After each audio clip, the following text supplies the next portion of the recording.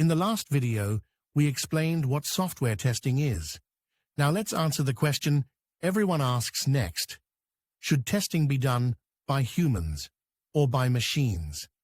Manual testing is when a person checks software by hand, clicking buttons, filling forms, and observing behavior. Automated testing uses scripts and tools to let software test itself. Both exist for a reason. And no, automation does not replace testers. Imagine testing a login screen. A human tester notices confusing text or an awkward design. An automated test checks the login 10,000 times in seconds. Humans see experience.